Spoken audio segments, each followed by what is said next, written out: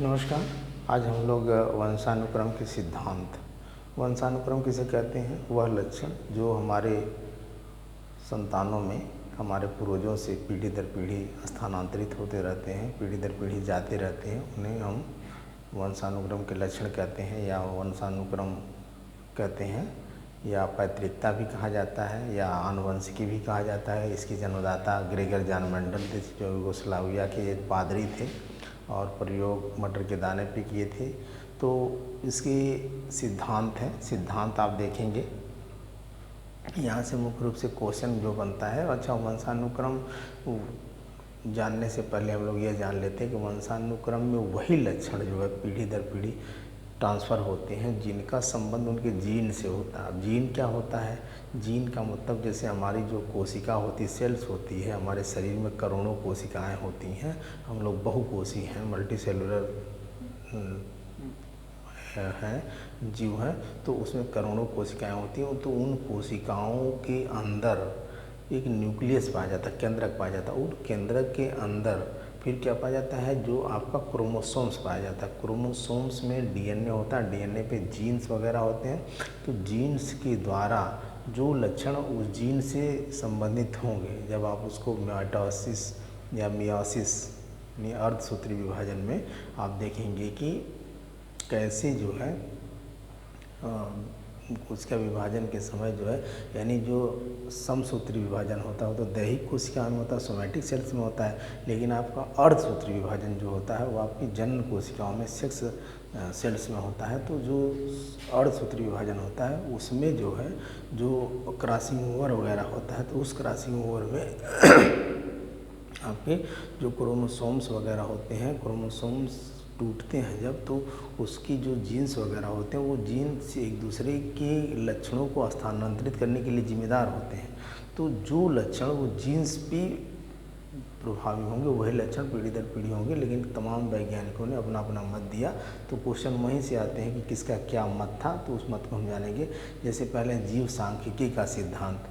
जीव सांख्यिकी का सिद्धांत किसने दिया था? गाल्टन ने दिया था। गाल्टन से अगर क्वेश्चन आता है तो गाल्टन का जब नाम आता है तो गाल्टन जी जो बुद्धि शब्द का प्रयोग किए थे, कब किसका प्रयोग थे? गाल्टन जी बुद्धि शब्द का प्रयोग किए थे। बुद्धि शब्द का सबसे प्रयोग बुद्धि शब्द का 1885 में किए थे।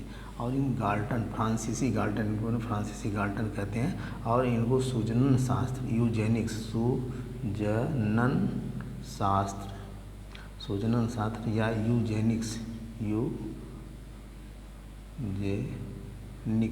यूजेनिक्स का भी जन्मदाता, सूजनन शास्त्र का जन्मदाता कहा जाता है, जन्मदाता कहा जाता है किसको? गाल्टन को। तो इसे आप जाकर देखेंगे।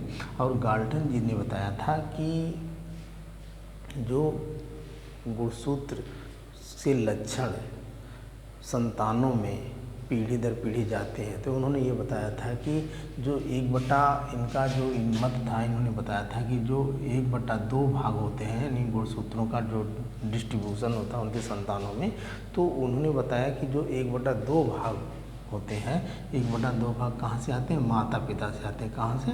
माता पिता से आते हैं, माता पिता से आते हैं। और 1/4 भाग जो है कहाँ से आते हैं? दादा दादी या नाना नानी से आते हैं। फिर उन्होंने बताया कि 1/16 भाग कहाँ से आते हैं? 1/16 भाग कहाँ से? परदादा, पर दादी और पर नाना या पर नानी से। और इसके बाद नहीं, 1/8 भाग, सॉरी 1/8 भाग। और 1/16 भाग कहाँ से आते हैं? अलग से लोगों से आते हैं, अलग रिश्तेदारों से, समझ लेंगे, रिश्तेदार या पड़ोसियों से, रिश्तेदारों से आते हैं। तो इनका ये मत था कि जो लक्षण होते हैं उस किसकी द्वारा पीढ़ी दर पीढ़ी जाते हैं? गुणसूत्रों के द्वारा जाते हैं। तो गुणसूत्रों का जो डिस्ट्रीब्यूशन होता है, जो स्थानांतरण होता है, किसके, यानी संतानों से बच्चों में, मतलब पूर्वजों से संतानों में होगा, संतानों में होगा। तो कैसे होगा कि भाई यहाँ से जो होगा नहीं, माता पिता से जो उनके गुणसूत्र होंगे, गुणसूत्र ही जिम्मेदार होते हैं, गुणसूत्रों के द्वारा होता है, गुणसूत्रों के द्वारा होता है, गुणसूत्रों के द्वारा होता है। तो इन्होंने बताया कि जो माता पिता के गुण होते हैं कितने होते हैं, कितने गुणसूत्र आते हैं, 1/2 भाग, और जो दादा दादी के होते हैं 1/4 भाग। जो परदादा यानी एक तरीके से दादा दादी के पिता, परदादा परदादी या परनाना परनानी से 1/8 भाग, जो उनके अलग रिश्तेदार होते हैं 1/16 भाग। तो इनका यही मत था कि जो है पूर्वजों से संतानों में गुणसूत्रों का वितरण। तो इस तरीके से इनका मत ये था। दूसरा मत इनका यह था कि दूसरा सिद्धांत ये होता है, कौन सा सिद्धांत होता है दूसरा, ये होता है कि ये उपार्जित गुणों के वितरण या संक्रमण का सिद्धांत, उपार्जित गुणों के वितरण या संक्रमण का सिद्धांत। तो इसको किसने दिया था, लैमार्क दिया था। किसने दिया था, लैमार्क। अब लैमार्क जी को आप देख लेंगे, लैमार्क जी जो थे इन्होंने जैव विकास में विभिन्न का इनका योगदान है। लैमार्क, डार्विन और हिंगो डुबरीज, 3 लोगों का मेन योगदान है जैव विकास में। जैव विकास का सिद्धांत जब आप पढ़ेंगे, जैव विकास का सिद्धांत पढ़ेंगे तो इसमें आता है नंबर 1 पे लैमार्क, नंबर 2 पे डार्विन, नंबर 3 पे आपका हुंगो डुबरीज, तो इन तीन लोगों का अलग अलग विकास के क्षेत्र में अलग अलग था। तो लैमार्क जी ने क्या कहा था, लैमार्क जी ने कहा था कि अंगों का प्रयोग तथा अनुप्रयोग, कहा था कि अंगों का प्रयोग तथा अनुप्रयोग यानी वातावरण का सीधा प्रभाव पड़ता है। फिर उपार्जित लक्षणों की वंशागति, इन्होंने 3 नियम दिया था। नंबर 1 क्या दिया था कि वातावरण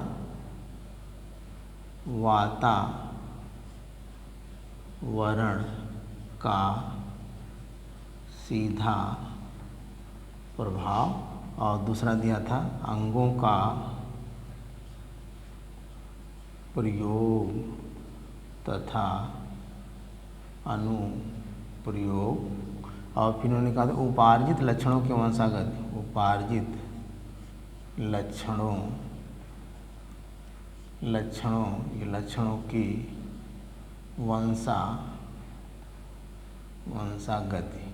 अब इसी नियम का प्रयोग, इस जो 3 नियम दिए थे, इसी नियम का प्रयोग अफ्रीका के जिराफ पे इन्होंने किया था। किसको कहते हैं, जिराफ पे किया था। इन्होंने बताया कि जो अफ्रीका के जंगल में घासें थीं, वो घासें जब समाप्त हो जाती हैं तो जो जिराफ होते हैं वो पेड़ों की पत्तियां खाने के लिए जो है अपनी गर्दन को ऊंची करते हैं, और धीरे धीरे ये गर्दन ऊंची करते हैं, और धीरे धीरे पीढ़ी दर पीढ़ी प्रयास करते हुए उनकी जिनकी गर्दन ऊंची हो जाती है वो घास पत्तियों को खा करके जीवित रहते हैं, और जिनकी गर्दन नहीं ऊंची होती है वो नष्ट हो जाते हैं।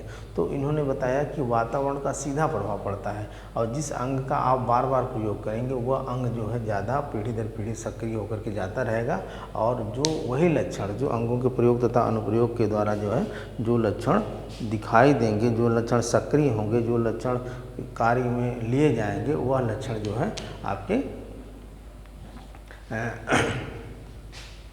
पीढ़ी दर पीढ़ी जाएंगे। लेकिन इसका विरोध किसने किया था, लैमार्क का विरोध बीजमैन ने किया था। यानी विरोध किसने किया था, बीजमैन ने किया था। बीजमैन ने किया था। अभी आगे हम लोग पढ़ाएंगे, बीजमैन का भी सिद्धांत है। तो इस तरीके से अच्छा, डार्विन जी ने, इनकी एक पुस्तक थी, क्या नाम था इसका, फिलोसफिक जूलॉजी,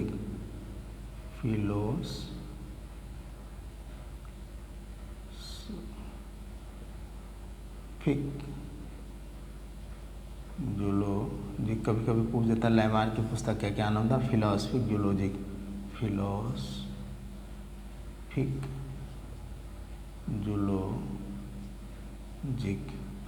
जूलॉजिक। तो इस तरीके से इनकी पुस्तक थी, लैमार्क थे। दूसरे नंबर पे आते हैं डार्विन। तो डार्विन का आप जान देंगे कि इन्होंने कहा कि संतान उत्पत्ति की प्रचुर क्षमता होती है, संतान उत्पत्ति की प्रचुर क्षमता, और उसके बाद जीवन संघर्ष, और उसके बाद प्राकृतिक चयन, यानी संतानोत्पत्ति की प्रचुर क्षमता, उसके बाद जीवन संघर्ष, फिर उसके बाद प्राकृतिक चयन। इन्होंने कहा कि किसी भी जीव में, किसी भी प्राणी के लिए जो है अब बहुत ज़्यादा संतान उत्पत्ति करके प्रचुर क्षमता होती है। फिर उसके बाद अब उनको रहने के लिए, खाने के लिए, जीने के लिए वो वातावरण में जीवन संघर्ष होता है। आप देखेंगे कि जैसे इसी समय देखें, आपकी जो कुत्ते वगैरह होते हैं या मछलियाँ वगैरह होती हैं या जितने भी इस इकोसिस्टम को देख लें, पूरे परितंत्र को देख लें कि जितने भी जीव हैं, अगर सभी जीव जीवित रह जाते तो पूरा दिखाई देता कि पूरा रोड पे कुत्ते ही दिखाई देते। अगर मछलियों को मार के कोई खाता नहीं तो पता चलता कि क्या होता कि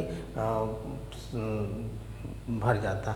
तो एक दूसरे का एक नहीं, जैसे खाद्य श्रृंखला में आप पढ़े होंगे, फूड चेन वगैरह, फूड वेब में खाद्य जाल, तो एक जो है एक दूसरे का भोजन होता है जिसको उत्पादक कहते हैं। उत्पादक में जो स्वकोषी होता है, अपना भोजन स्वयं बनाते हैं, जैसे पेड़ पौधे हैं। उसके बाद उपभोक्ता होते हैं, उपभोक्ता मतलब प्राथमिक उपभोक्ता, द्वितीय उपभोक्ता, तृतीय उपभोक्ता, फिर अपघटनकर्ता होते हैं। तो उत्पादक जो पेड़ पौधे होते हैं अपना भोजन स्वयं बनाते हैं, जिनके ऑटोट्रॉफ्स जिन्हें कहा जाता है, जिनमें प्रकाश संश्लेषण की क्रिया होती है, सूर्य का प्रकाश और पर्णहरिम कार्बन डाइऑक्साइड जल की उपस्थिति में ग्लूकोज और प्लस ऑक्सीजन गैस निकालते हैं। ऑक्सीजन गैस हम लोग लेते हैं। अब कभी वो क्वेश्चन आता है कि ऑक्सीजन गैस पेड़ पौधे निकालते हैं, कब निकालते हैं? केवल प्रकाश संश्लेषण की क्रिया में, सूर्य के प्रकाश की उपस्थिति में। वैसे तो वो हर समय जो है वह भी कार्बन डाइऑक्साइड गैस निकालते हैं। जैसे हम लोग ऑक्सीजन लेते हैं, कार्बन डाइऑक्साइड गैस निकालते हैं श्वसन क्रिया में, तो वैसे पेड़ पौधे भी हर समय ऑक्सीजन लेते हैं और कार्बन डाइऑक्साइड गैस निकालते हैं। लेकिन जब सूर्य का प्रकाश दिन में, जब वो अपना पत्तियों के द्वारा भोजन बनाएंगे,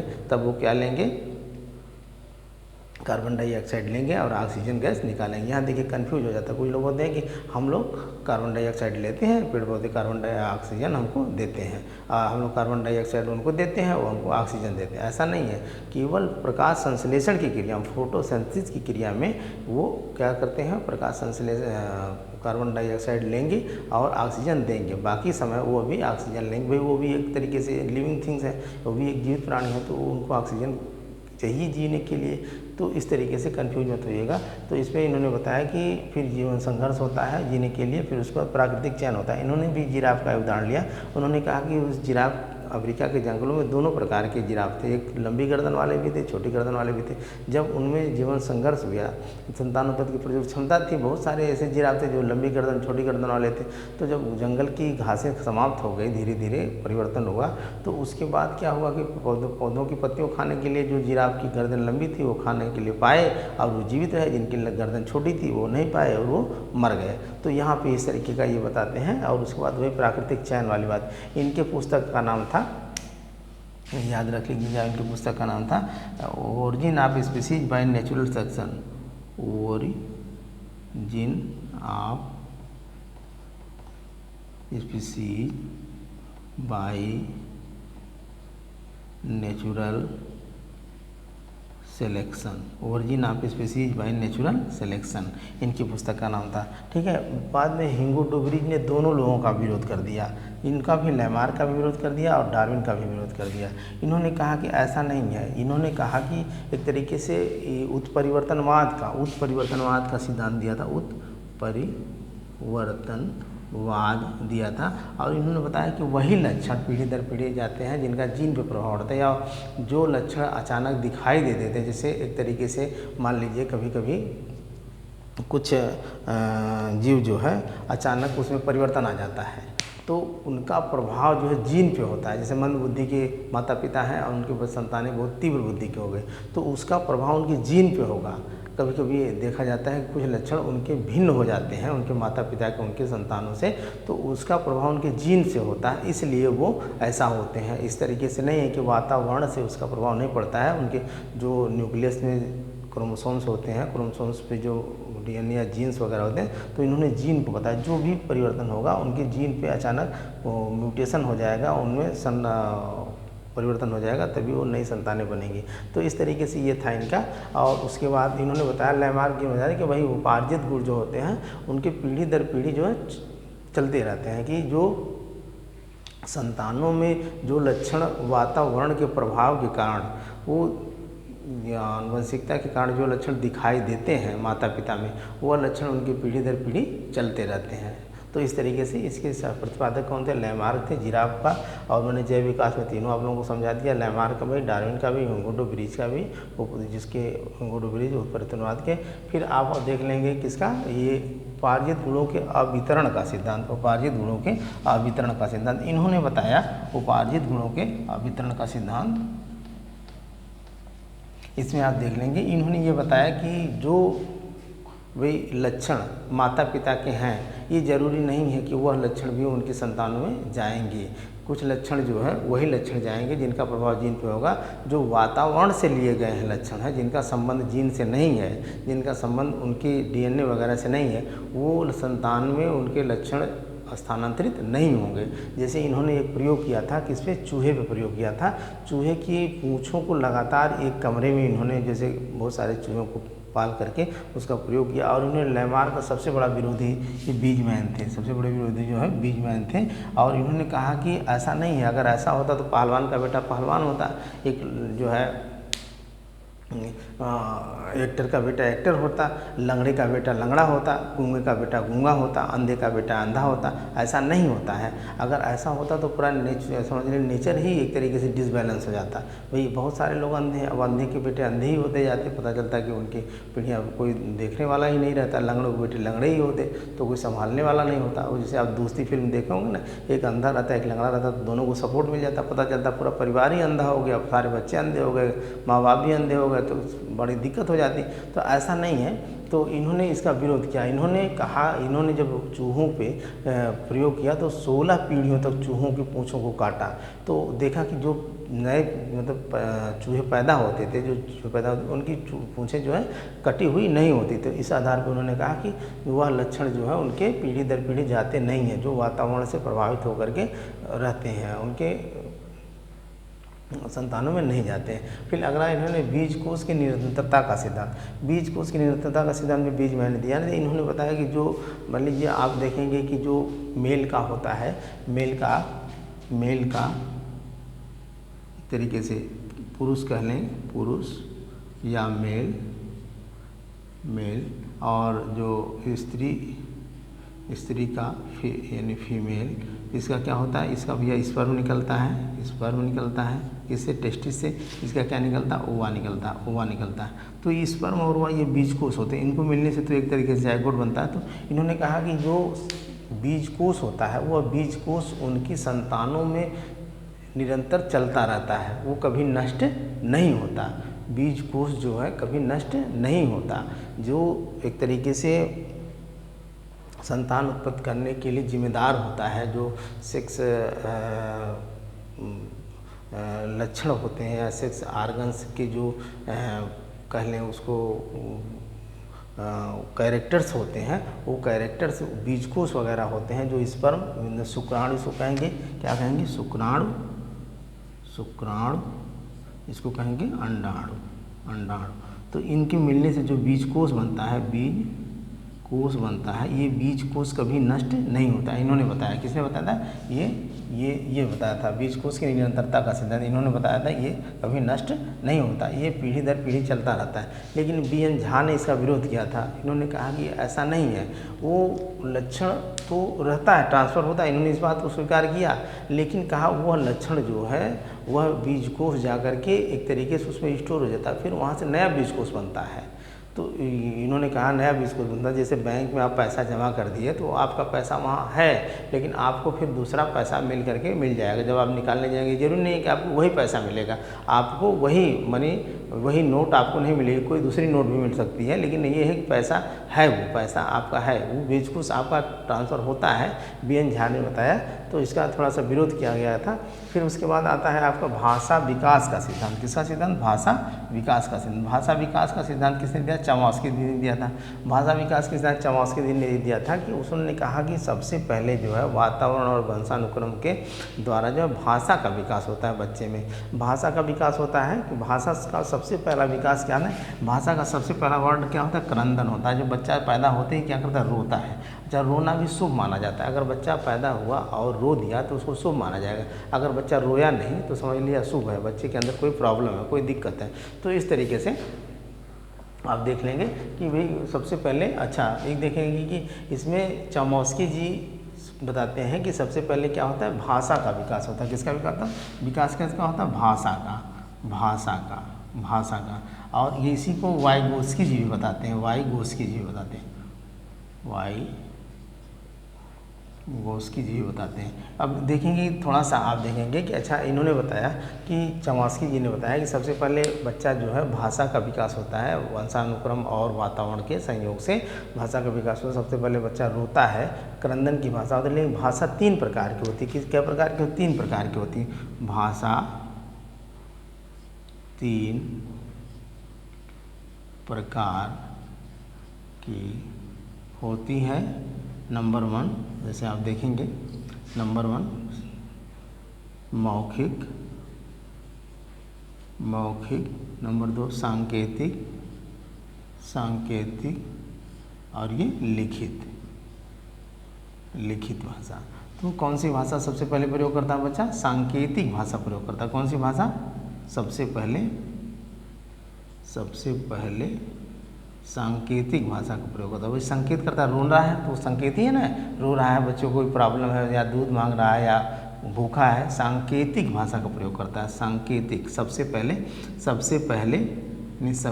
सांकेतिक भाषा का यही क्वेश्चन आता है, प्रयोग करता है। अच्छा, इन्होंने मैकडॉनल्ड ने बताया था कि 1 वर्ष में बच्चा 2 शब्दों का प्रयोग करना शुरू कर देता है और 2 वर्ष में 100 शब्दों का प्रयोग करना शुरू कर देता है। तो इस तरीके से अच्छा यहाँ थोड़ा सा देख लेंगे आप, यहाँ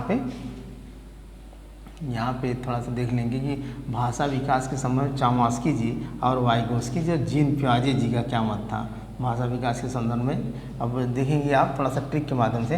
पहले जी ये जीन पियाजे जी बताते हैं, पियाजे ऐसे समझ लेंगे आप, पियाजे और वाइगोस्की